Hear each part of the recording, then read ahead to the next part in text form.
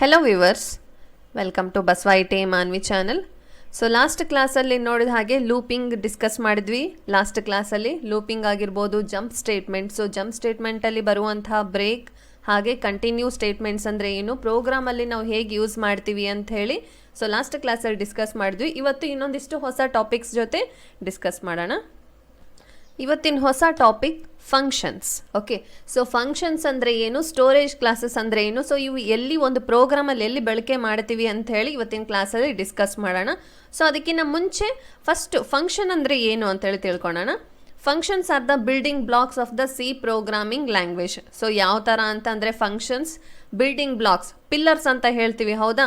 So ಆ pillars ಯಾವುದಕ್ಕೆ, C ಪ್ರೋಗ್ರಾಮಿಗೆ functions ಅನ್ನೋದೇ ಒಂದು ಪಿಲ್ಲರ್, ಅಂದ್ ಮೋಸ್ಟ್ ಇಂಪಾರ್ಟೆಂಟ್ ಪಿಲ್ಲರ್ ಅಂತೇಳಿ ಹೇಳ್ತೀವಿ. ಅದರಲ್ಲಿ ಯಾವುದು ಅಂತಂದರೆ the most important of the C functions is the main open close parenthesis function, ಹೌದಾ. ಇಲ್ಲಿ ನೋಡ್ಬೋದು ನೀವು ಮೇನ್ ಫಂಕ್ಷನ್ ಅಂತೇಳಿ ಹೇಳ್ತೀವಿ. ಹೆಡ್ರ್ ಫೈಲ್ಸ್ ಆದ ತಕ್ಷಣ ಬರೋದೇ ಕೆಳಗಡೆ ನೆಕ್ಸ್ಟ್ ಎಂಟರ್ ಸ್ಟೇಟ್ಮೆಂಟಲ್ಲಿ ಬರೋದು ಯಾವುದು ಹೇಳಿ, ಮೇನ್ ಫಂಕ್ಷನ್ ಆಗುತ್ತೆ, ಹೌದಾ. ಮೇನ್ ಡಿಕ್ಲರೇಷನ್ ಮಾಡ್ತೀವಿ ಒಂದು ಸ್ಟೇಟ್ಮೆಂಟ್ನ. ಸೊ ಅದಕ್ಕೇನು ಹೇಳ್ತೀವಿ, ಬಿಲ್ಡಿಂಗ್ ಬ್ಲಾಕ್ಸ್ ಅಂತ ಹೇಳ್ತೀವಿ. ಸೊ ಅದು ಫಂಕ್ಷನ್ಸ್ ಅಂತೇಳಿ ಹೇಳ್ತೀವಿ. ಇದರಲ್ಲಿ ಫಂಕ್ಷನ್ಸಲ್ಲಿ ಸಬ್ ಟೈಪ್ಸ್ ಇದ್ದಾವೆ, ಯಾವ ಅಂತೇಳಿ ನೋಡೋಣ. In C language there are 2 types of functions. Okay, ಫಂಕ್ಷನ್ಸಲ್ಲಿ ಸಬ್ ಟೈಪ್ಸ್. ಇವೆಲ್ಲ ಥೇರಿ ಏನು ನೋಟ್ಸ್ ನಾನು ಹೇಳ್ತಾ ಇದ್ದೀನಿ ಇಲ್ಲಿ ಎಲ್ಲ ಇಂಪಾರ್ಟೆಂಟ್ ಆದ ಟಾಪಿಕ್ಸ್. ಓಕೆ, ಸೊ ನೋಡಿ ಇಲ್ಲಿ ಫಸ್ಟ್ ಯಾವುದಿದೆ, library functions. Okay, so first library functions, ಅದಾದಮೇಲೆ user defined functions. There are 2 types of functions. There are library functions, user defined functions. Okay, ಇವೆರಡಾಯಿತು. ಇವಾಗ ಲೈಬ್ರರಿ ಫಂಕ್ಷನ್ಸ್ ಅಂದರೆ ಏನು, ಯಾವ ರೀತಿ ಯೂಸ್ ಆಗುತ್ತೆ ಅಂತ ಹೇಳಿ ನೋಡೋಣ. ನೋಡ್ಬೋದು ಇಲ್ಲಿ library functions. Library functions are functions not to be return by the programmer. ಅಂದರೆ ಒಬ್ಬ ಪ್ರೋಗ್ರಾಮರ್, ಫಾರ್ ಎಕ್ಸಾಂಪಲ್ ನಾವೇನು ಒಂದು ಪ್ರೋಗ್ರಾಮ್ನ ನೋಟ್ ಡೌನ್ ಮಾಡ್ತೀವಿ ಅಥವಾ ಇನ್ಪುಟ್ ಮಾಡ್ತೀವಿ. So we are the programmers. ನಾವೇನು ಅಲ್ಲಿ ಒಂದು ಫಂಕ್ಷನ್ ಅಂತಂದರೆ ಒಂದು ಪ್ರೋಗ್ರಾಮ್ ಬರೀತಾ ಇರಬೇಕಾದ್ರೆ ನಾವೇ ಓನ್ ಫಂಕ್ಷನ್ನ ಆ್ಯಡ್ ಮಾಡ್ಲಿಕ್ಕಾಗಲ್ಲ, ಬೈ ಡಿಫಾಲ್ಟ್ ಅದು ಇದ್ದೇ ಇರ್ತದೆ ಅಂತ ಹೇಳಿ.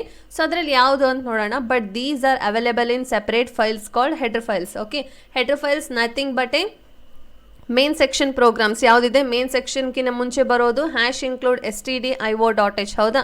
ಅದಕ್ಕೇನು ಹೇಳ್ತೀವಿ, ಹೆಡರ್ ಫೈಲ್ಸ್ ಅಂತೇಳಿ ಹೇಳ್ತೀವಿ. ಬಿಕಾಸ್ ಒಬ್ಬ ಪರ್ಸನ್, ಒಂದು ಹ್ಯೂಮನ್ ಬೀಗೆ ಬಾಡಿಯಲ್ಲಿ ಹೆಡ್ ಪಾರ್ಟ್ ಎಷ್ಟು ಮುಖ್ಯನೋ ಅದೇ ಥರ ಸಿ ಪ್ರೋಗ್ರಾಮಲ್ಲಿ ಹೆಡರ್ ಸೆಕ್ಷನ್ ಭಾಳ important. Without header section program complete ಆಗಲ್ಲ, it will be complete error ಅಂಥೇಳಿ ಬರುತ್ತೆ. ಹಾಗಾಗಿ ಸೊ ಪ್ರತಿಯೊಂದು ಸ್ಟೇಟ್ಮೆಂಟ್ ಒಂದು ಪ್ರೋಗ್ರಾಮಲ್ಲಿ ಬಹಳ ಇಂಪಾರ್ಟೆಂಟ್.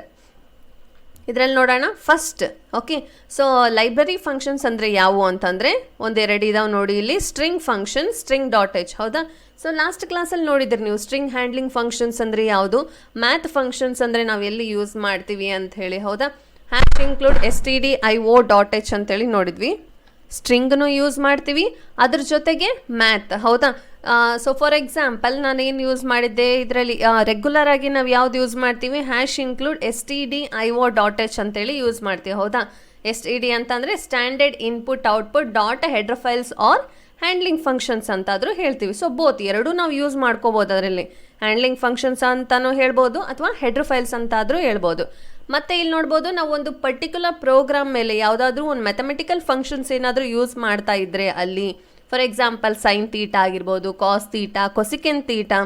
ಓಕೆ, ಈ ರೀತಿಯಾದಂಥ ಮೆಥಮೆಟಿಕಲ್ ಫಾರ್ಮುಲಾಸ್ ಯಾವುದಾದ್ರೂ ಯೂಸ್ ಮಾಡ್ತಿದ್ರೆ ಅಲ್ಲಿ ಹೆಡರ್ ಫೈಲಲ್ಲಿ ಕಂಪಲ್ಸರಿ stdio.h ಆದ ತಕ್ಷಣ ನೆಕ್ಸ್ಟ್ ನಾವೇನು ಯೂಸ್ ಮಾಡ್ಕೋಬೇಕಲ್ಲಿ, ಮ್ಯಾಥ್ ಫಂಕ್ಷನ್ನ ಯೂಸ್ ಮಾಡಲೇಬೇಕು.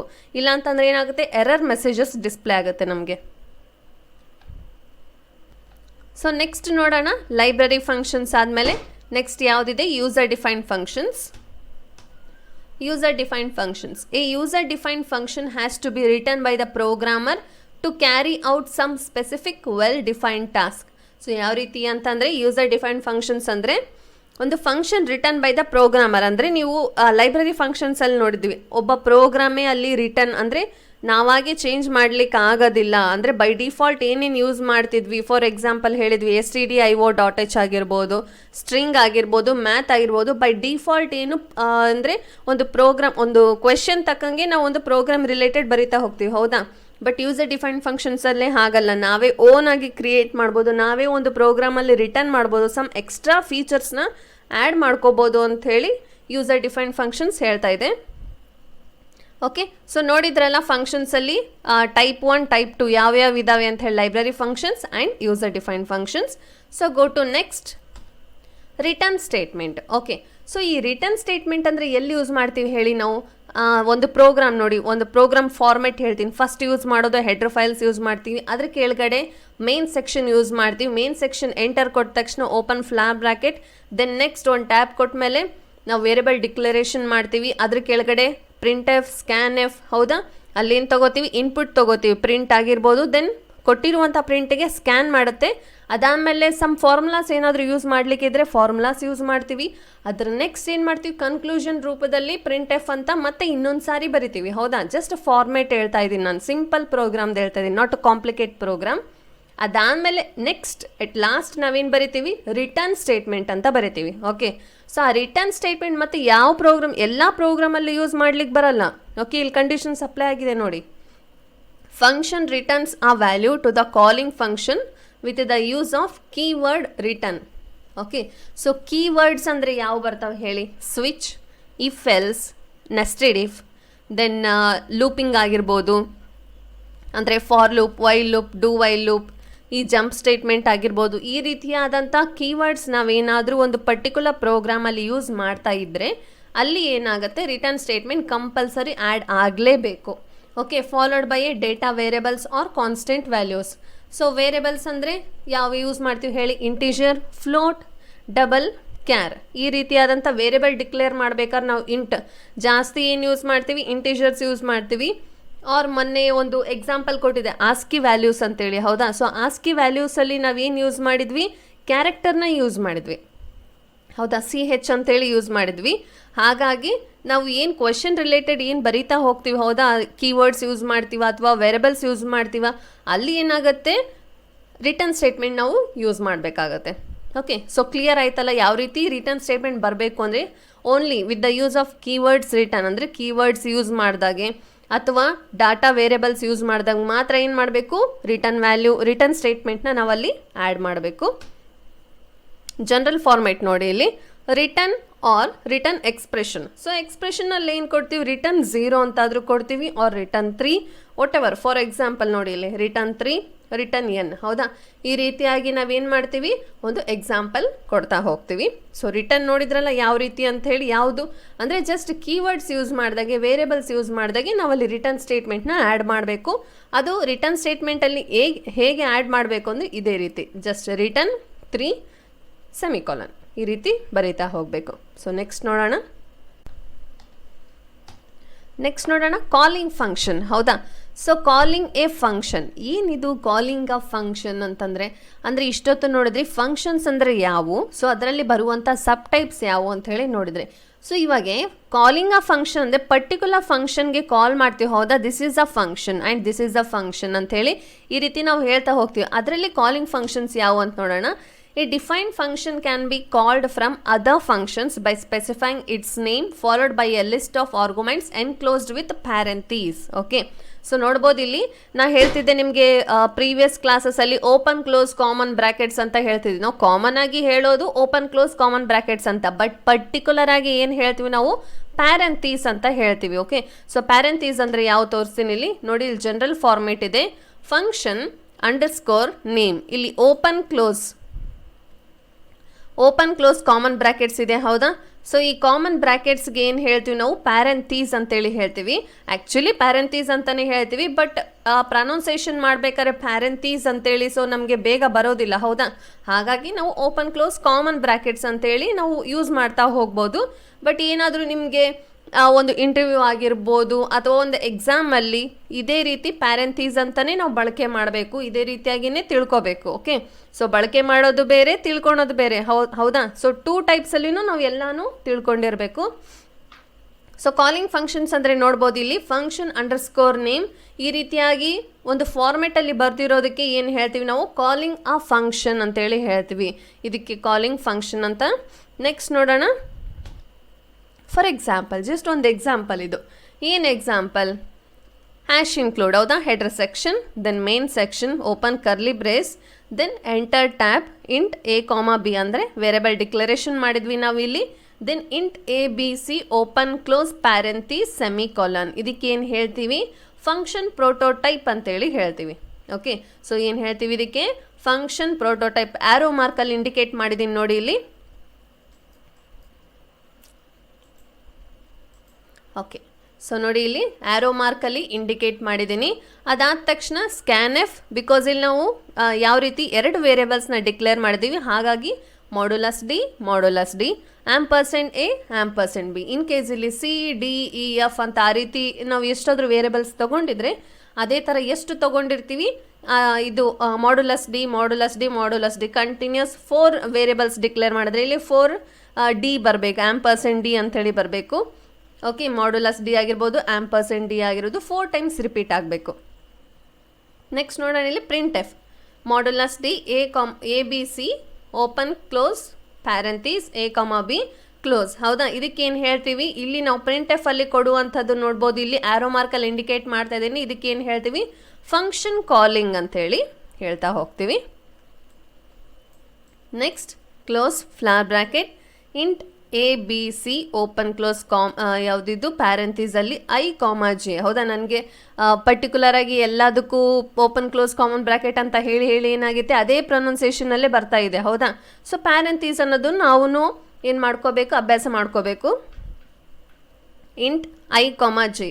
ಓಕೆ, ಇಲ್ಲಿ ಏನು ಡಿಕ್ಲೇರ್ ಮಾಡಿದ್ದೀವಿ? ಐ ಕಾಮ ಜೆ ಅಂಥೇಳಿ ಡಿಕ್ಲೇರ್ ಮಾಡಿದ್ದೀವಿ. ಸೊ ನೆಕ್ಸ್ಟ್ ಇದು ಒಂದು ಪ್ರೋಗ್ರಾಮ್ ಏನಕ್ಕೆ ತೋರಿಸಿದ್ದೀನಿ ಅಂತಂದರೆ ಯಾವ ಫಾರ್ಮೆಟಲ್ಲಿ ನೋಡ್ಬೋದು ನೀವು ಇಲ್ಲಿ ಯಾವುದ್ಯಾವುದಕ್ಕೆ ಫಂಕ್ಷನ್ ಪ್ರೋಟೋಟೈಪ್ ಅಂತ ಹೇಳ್ತಾರೆ ಅಥವಾ ಫಂಕ್ಷನ್ ಕಾಲಿಂಗ್ ಅಂದರೆ ಎಲ್ಲಿ ಬಳಕೆ ಮಾಡ್ತಾರೆ ಅಂಥೇಳಿ ನಾನಿಲ್ಲಿ ಒಂದು ಎಕ್ಸಾಂಪಲ್ ತೋರಿಸಿದ್ದೀನಿ. Int k semicolon k equal to i plus j semicolon return. Okay, so for example ಏನು ಹೇಳಿದ್ದೆ ನಿಮಗೆ ನಾನು? ಇಲ್ಲಿ ನೋಡ್ಬೋದು ನೀವು, ನಾನೇನು ಹೇಳಿದ್ದೆ? ಕೀವರ್ಡ್ಸ್. ಹೌದಾ, ಸೊ ಕೀವರ್ಡ್ಸ್ ಎಲ್ಲಿ ಯೂಸ್ ಮಾಡ್ತೀವಿ ಅಂಥೇಳಿ ಇಂಟೀಜರ್ ಆಗಿರ್ಬೋದು ಅಥವಾ ಇಫ್ ಎಲ್ಸ್ ಅಂತೇಳಿ ಹೇಳಿದ್ದೆ. ಹೌದಾ, ಸೊ ಇಂಟೀಜರ್ನು ಯೂಸ್ ಮಾಡ್ತೀವಿ. ಇಲ್ಲಿ ಇಂಟೀಜರ್ ಇದ್ರೂ ಓಕೆ, ಅಲ್ಲಿ ಕೀವರ್ಡ್ಸ್ ಇವಕ್ಕೂ ಕೀವರ್ಡ್ಸ್ ಅಂತೇಳಿ ಹೇಳ್ತೀವಿ ಇಂಟೀಜರ್ಗೆ. ಹೌದಾ, ಸೊ ಅದರಲ್ಲಿ ಯೂಸ್ ಮಾಡಿದಾಗೆ ಕಂಪಲ್ಸರಿ ನಮಗೇನು ಬೇಕು? ರಿಟರ್ನ್ ಅಂಥೇಳಿ ಕಂಪಲ್ಸರಿ ಹಾಕಬೇಕು. ಕೆ ಅಂಥೇಳಿ ಮೆನ್ಷನ್ ಮಾಡಿದ್ದಾರೆ, ಬಿಕಾಸ್ ನಾವು ಇಂಟೀಜರಲ್ಲಿ ಕೆ ಅಂತ ತೊಗೊಂಡಿದ್ದಕ್ಕೆ return k. Okay, so program format ನೋಡಿದ್ರಲ್ಲ ಯಾವ ರೀತಿ ಇದೆ ಅಂತ ಹೇಳಿ. ಸೊ ಇಷ್ಟೇ ಫಾರ್ಮೆಟಲ್ಲಿ ಏನೇನು ಬರುತ್ತಲ್ಲ, ಫಂಕ್ಷನ್ ಕಾಲಿಂಗ್ ಅಂದರೆ ಏನು, ಎಲ್ಲಿ ಯೂಸ್ ಮಾಡ್ತಾರೆ ಅಂತ ಹೇಳಿ ಜಸ್ಟ್ ಒಂದು ಎಕ್ಸಾಂಪಲ್ ತೋರಿಸಿದ್ದೀನಿ ನೋಡಿ. ಇಲ್ಲಿ ನೆಕ್ಸ್ಟ್ ಟಾಪಿಕ್ ಏನಿದೆ? Recursion. Okay, so what is recursion? ರೀಕರ್ಷನ್ಗೆ ಮತ್ತು ಲೂಪಿಂಗ್ಗೆ ಸ್ವಲ್ಪ ಸಿಮಿಲಾರಿಟೀಸ್ ಇವೆ. ಓಕೆ, ಏನು ಸಿಮಿಲಾರಿಟೀಸ್ ಅಂತಂದರೆ ನೋಡ್ಬೋದು ಇಲ್ಲಿ. A recursion function is one that calls itself again and again. ಹೌದಾ, ಸೊ ಲೂಪಿಂಗ್ ನೋಡ್ಬೋದು. ಲೂಪಿಂಗ್ ಅಂತಂದ್ರೆ ಏನಾಗುತ್ತೆ? Repetition until the condition will satisfies. ಹೌದಾ, ಸೊ ಕಂಡೀಷನ್ ಸ್ಯಾಟಿಸ್ಫೈ ಆಗೋವರೆಗೂ ಏನಾಗುತ್ತೆ? ಅದು ಅಗೇನ್ ಆ್ಯಂಡ್ ಅಗೇನ್ ರಿಪೀಟ್ ಆಗ್ತಾನೆ ಇರುತ್ತೆ. ಯಾವುದು? Looping.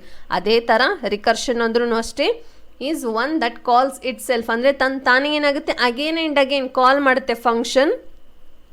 Recursive functions are useful in evaluating certain type of mathematical functions. So ನಾವು ಇಲ್ಲಿ ಯಾವ ರೀತಿ ಯೂಸ್ ಮಾಡ್ತೀವಿ ರಿಕರ್ಷನಲ್ಲಿ ಅಂತಂದರೆ, ಮ್ಯಾಥಮೆಟಿಕಲ್ ಫಂಕ್ಷನ್ಸ್ ಏನಾದರೂ ಇದ್ದರೆ, ಅಂದರೆ ಫಾರ್ ಎಕ್ಸಾಂಪಲ್ ಹೇಳಿದೆ sine theta, cos theta, cosecant theta, tan theta. Okay, ಈ ರೀತಿ ತೀಟಾಗಳಾಗಿರ್ಬೋದು, ಫಾರ್ಮುಲಾಸ್ ಆಗಿರ್ಬೋದು, ಆಂಪರ್ಸ್ ನಾವೇನು ಮಾಡ್ತೀವಿ? ಸಮ್ ಆಫ್ ಅಂತೇಳಿ ಯೂಸ್ ಮಾಡ್ತೀವಿ.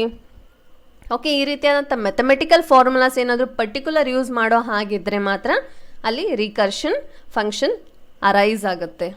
ಓಕೆ, ಸೊ ಒಂದು ಪ್ರೋಗ್ರಾಮ್ ನೋಡಿ. ಸೊ ರಿಕರ್ಷನಲ್ಲಿ ಏನು ಯೂಸ್ ಮಾಡ್ತೀವಿ ಅಂತೇಳಿ, as usual header section, main section, then variable declaration. ಇದಕ್ಕೆ header section, main section, variable declaration.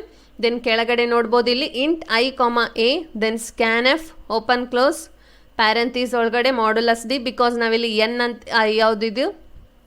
Okay, I ಅಂತ ತೊಗೊಂಡಿವಿ. ಹೌದಾ, ಸೊ ಐನ ನಾವಿಲ್ಲಿ ಹೈಲೈಟ್ ಮಾಡಿದ್ದೀವಿ. Then print f, open close parentheses ಆಗಿರ್ಬೋದು ಅಥವಾ flower brackets. Then int fact open close ಪ್ಯಾರೆಂಥೀಸಲ್ಲಿ int n ಅಂತೇಳಿ ಡಿಕ್ಲೇರ್ ಮಾಡಿದ್ದೀವಿ. ಓಕೆ, ಜಸ್ಟ್ ಒಂದು ಎಕ್ಸಾಂಪಲ್ ಇದು ರಿಕರ್ಷನಲ್ಲಿ ಯಾವ ರೀತಿ ನಾವು ಯೂಸ್ ಮಾಡ್ತೀವಿ ಅಂತ ಹೇಳಿ. ಸೊ ಮತ್ತೆ ಅಗೇನ್ ಆ್ಯಂಡ್ ಅಗೇನ್ ನೋಡಿ ಮತ್ತೆ ಪ್ರೂವ್ ಆಗ್ತಾ ಇದೆ. ಇಂಟೀಜರ್ ಅಂತ ನಾವು ತೊಗೊಂಡಿದ್ದಕ್ಕೆ ಏನಾಗಿದೆ? ಇಲ್ಲಿ ರಿಟರ್ನ್ ವ್ಯಾಲ್ಯೂನ ಹಾಕಿದ್ದೀವಿ. ಹೌದಾ, ಸೊ ರಿಟರ್ನ್ ವ್ಯಾಲ್ಯೂಸ್ ಎಲ್ಲೆಲ್ಲಿ ಯೂಸ್ ಮಾಡ್ತೀವಿ? ಏನಾದರೂ ನಮಗೆ ಕೀವರ್ಡ್ಸ್ ಪರ್ಟಿಕ್ಯುಲರ್ ಆಗಿ ಎಲ್ಲಾದರೂ ಯೂಸ್ ಮಾಡ್ತಾ ಇದ್ರೆ ಏನಾಗುತ್ತೆ, ನಾವು ಕೀವರ್ಡ್ಸ್ನ ಅಥವಾ ಯಾವುದು ರಿಟರ್ನ್ ಸ್ಟೇಟ್ಮೆಂಟ್ನ ನಾವು ಯೂಸ್ ಮಾಡ್ತಾ ಹೋಗ್ತೀವಿ.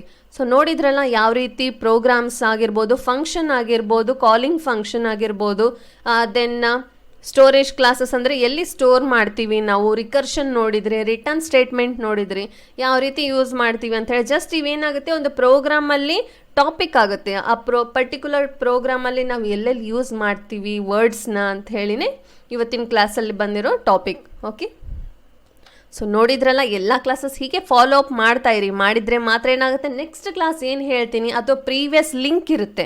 ಇವತ್ತು ಹೇಳಿದೆ ಲೂಪಿಂಗ್ ನೋಡಿ, ಆಸ್ಕಿ ವ್ಯಾಲ್ಯೂಸ್ ನಂತರ ನಾನು ಹೇಳ್ತಾ ಇದ್ದೆ ಪ್ರೀವಿಯಸ್ ಕ್ಲಾಸಲ್ಲಿ ಮಾಡಿದ್ದೆ ಅಂಥೇಳಿ.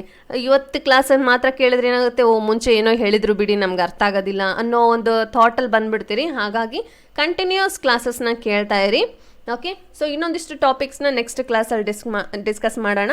Until then keep watching. Thank you.